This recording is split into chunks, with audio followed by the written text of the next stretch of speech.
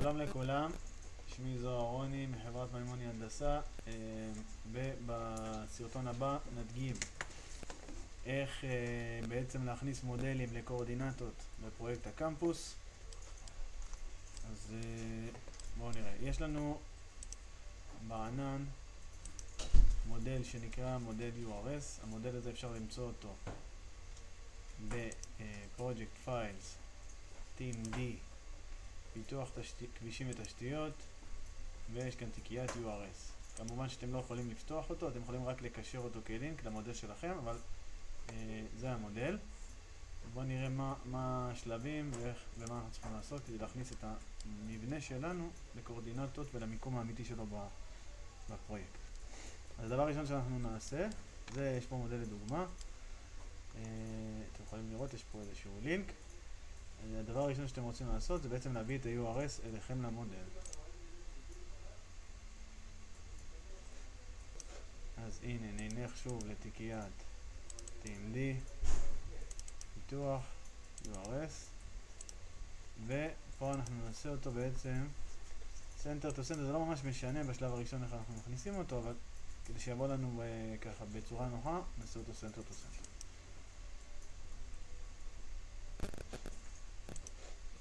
יפה, אז הנה אתם רואים שבעצם הגיע לנו מין טופוגרפיה גדולה.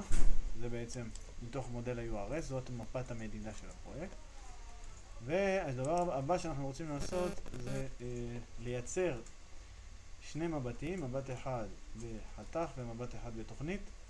אנחנו נקרא להם בשמות לפי ההגדרה שאנחנו נראה עכשיו. אז הראשון יהיה איזשהו מבט של קומת הקרקע, במקרה הזה GL, Ground Level, ואנחנו נשנה לו את השם ל-Location Coordination. הנה, אתם רואים לי כבר יש את המבט הזה, וזה בעצם מבט רגיל.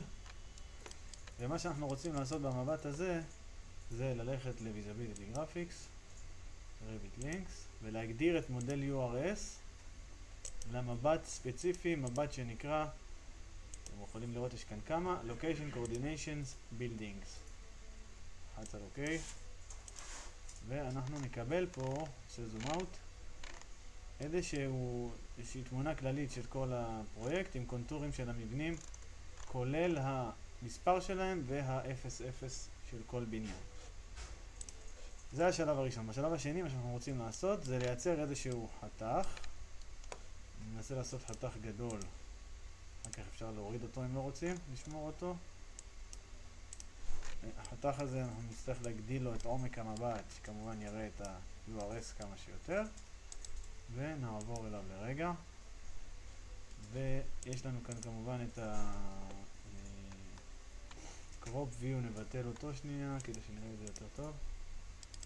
ומה שאתם רואים עכשיו זה, הנה מודל ה-URS, זאת הטופוגרפיה, וכאן הבניין שלנו.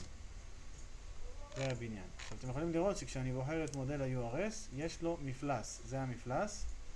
המפלס הזה זה בעצם פני הים שלנו, זה מפלס ה-0,0.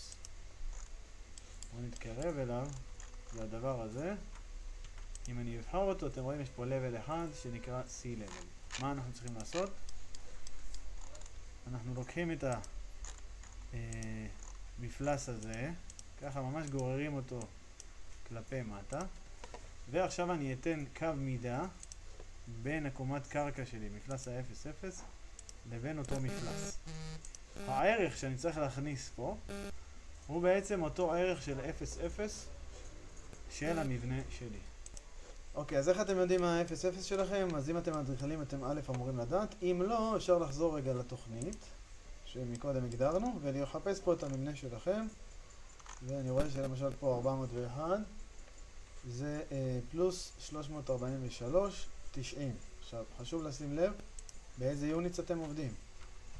אם אתם במילימטרים זה יהיה 6 ספרות, אם אתם בסנטימטרים זה יהיה 5 ספרות. אז במקרה שלנו זה סנטימטרים, ולכן מה שאני אכתוב פה, אני כמובן קודם כל בוחר את ה-level של אותו מודל URS ומשנה את הערך למפלס האמיתי שזה 343 90.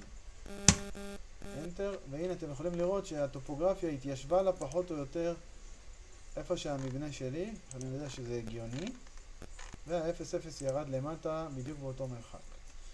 זה השלב הראשון, למקם את המבנה שלנו בגובה הנכון. השלב השני, זה בעצם למקם את המבנה שלנו גם במרחב בצורה הנכונה.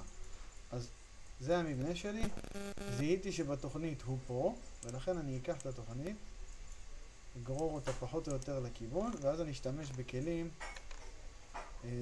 פה הטופוגרפיה קצת מסתירה לי, אז אני אהפוך את זה שנייה לווייר פריים את המבט, ואז כל מה שאני צריך לעשות זה אליין של הקירות של המבנה אל הקונטור הזה שאותו אני רואה במודל ה-URS, והנה אתם יכולים לראות שזה יושב בדיוק במקום. ברגע שזה המצב, הגדרנו גם את הגובה, גם את המרחב. עכשיו אני יכול ללכת ל-Manage, Coordinates ו-Acquire Coordinates, וכמובן ללחוץ על המודל URS. ברגע שעשיתי את זה, אתם יכולים לראות, זאת ההודעה שאתם אמורים לקבל, Coordinates Acquired from CMPS URS, ולראות את מערכת הקורדינטות שהיא Israeli TM Grid. בשלב הזה בעצם סיימתם, המודל שלכם מוגדר בקורדינטות.